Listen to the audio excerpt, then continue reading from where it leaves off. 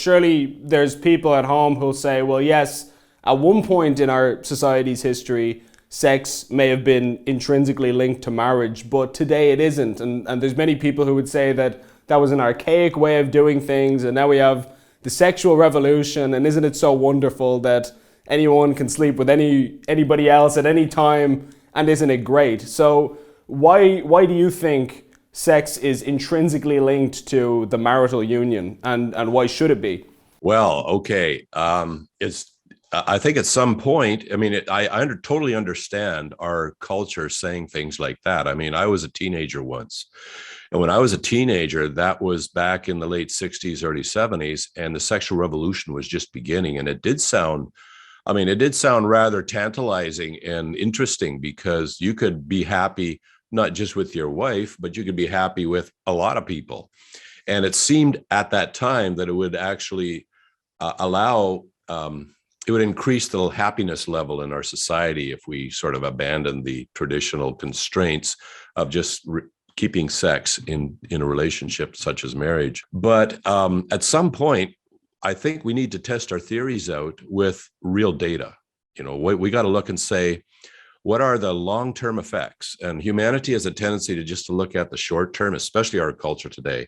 We'll look at the immediate consequences, and if they appear good to us, well, then let's go for it. But we're very poor at looking at long-term consequences. And this is where people like J.D. Unwin, who've studied the long-term consequences in societies and civilizations, have discovered that, oh, wait a sec here.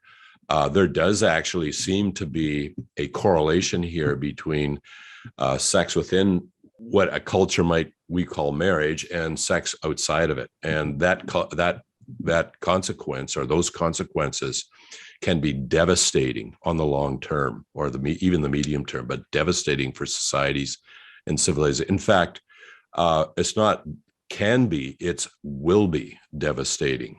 And then, of course, the question is, well, why? So I totally understand the culture's attitude.